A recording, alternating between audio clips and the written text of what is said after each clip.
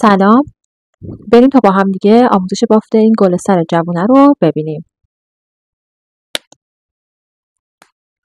برای بافت قسمت قهوه‌ای رنگ گل سر من از نخ یارن آرت جینز استفاده میکنم. از قلاب 1.5 15 تا زنجیره میزنیم. از زنجیره دوم شروع به بافت میکنیم.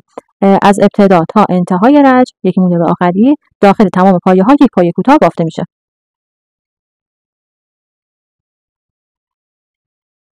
توی زنجیره آخر 3 تا پایه کوتاه میبافیم و رج برگشت هم مثل رج رفت داخل تمام زنجیره ها 1 پایه کوتاه بافته میشه.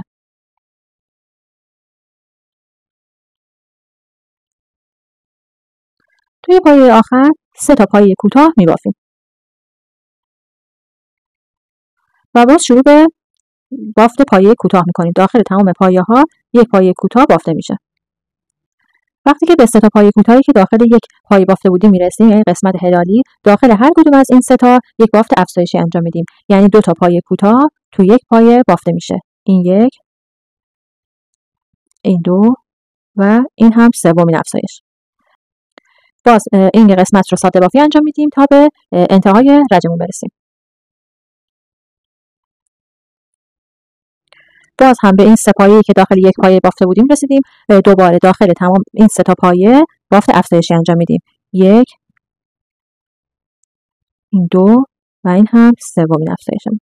و باز این یه تیکه رو ساده بافی انجام میدیم تا به انتهای رجمون برسیم.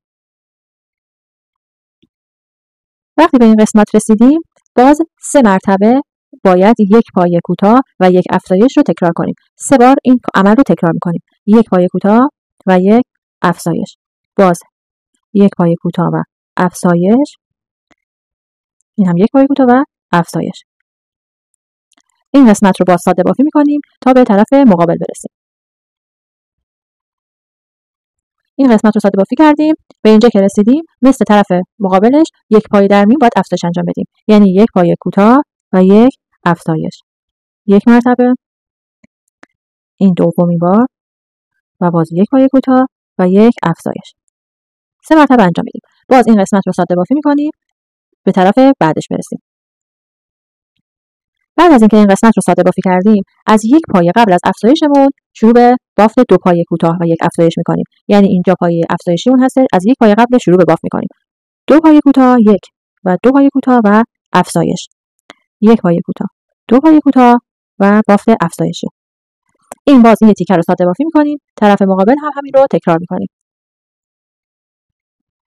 طرف مقابلش هم به همین شکل از 1 پایه قبل از افزایشمون شروع به بافت 2 پایه کوتاه افزایش میکنیم. یعنی 1 پایه کوتاه میبافیم، دوباره 1 پایه کوتاه دیگه، پایه بعدی به صورت افزایشی هستش و باز 2 پایه کوتاه، 1، 2 پایه کوتاه و افزایشی هست.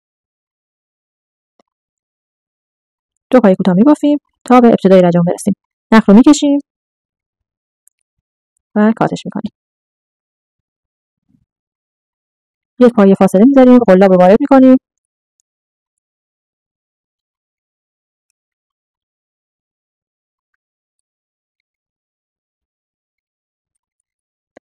به این شکل. و ما بقیه نخمون رو پشت کارمون مخفی میکنیم. بریم سراغ بافت خود جوونه، یعنی برگ ها.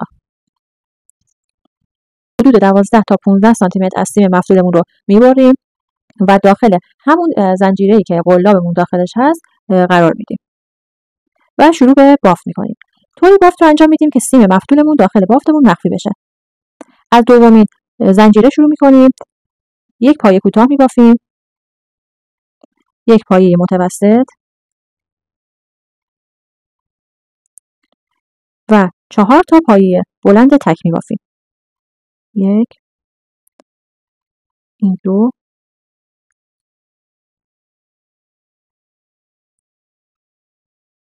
3 و 4. 1 پایه متوسط و 1 پایه کوتاه.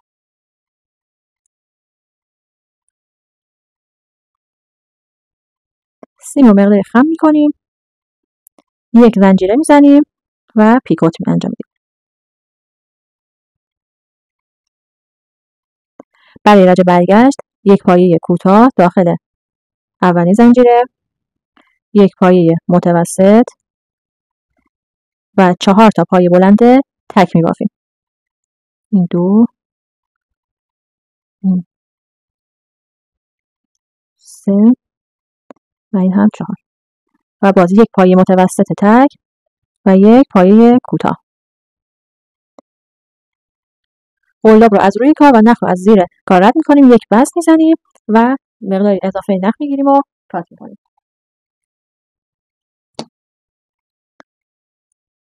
نخ رو مقداری دور سیم می‌پیچیم.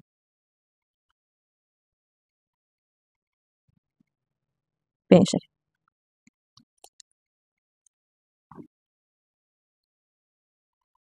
بعد رو از سمت روی کار روبروی همدیگه قرار میدیم و با نخ اضافه‌ای که داره با یک طرفش یک 2-3 دور کارمون می‌پیچیم و به این شکل می‌بندیم.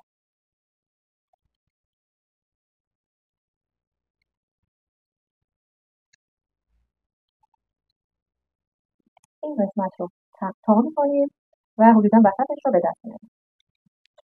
قسمت سیم برگمون رو وارد این قسمت وسط کارمون می‌کنیم و نخ‌هایی که این قسمت اضافه دارن رو با قلاب به سمت بیرون می‌کشیم.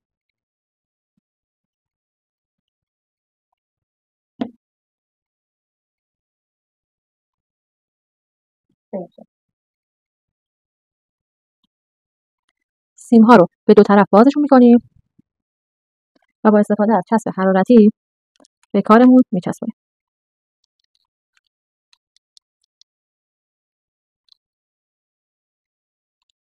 برای اینکه پشت کارمون تمیز باشه از پارچه‌های نمدی استفاده می‌کنیم.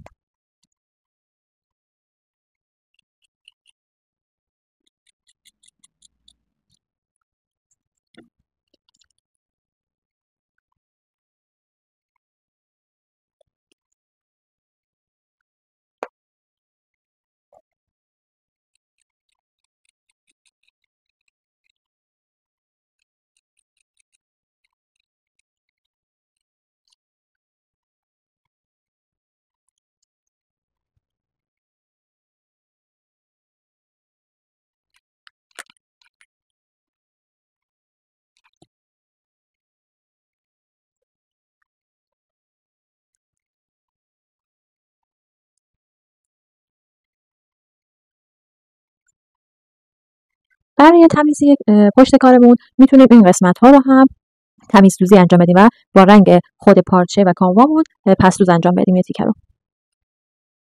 امیدوارم که از این آموزش لذت برده باشید. ممنون میشم که این ویدیو رو لایکش کنید و کانالمو سابسکرایب کنید.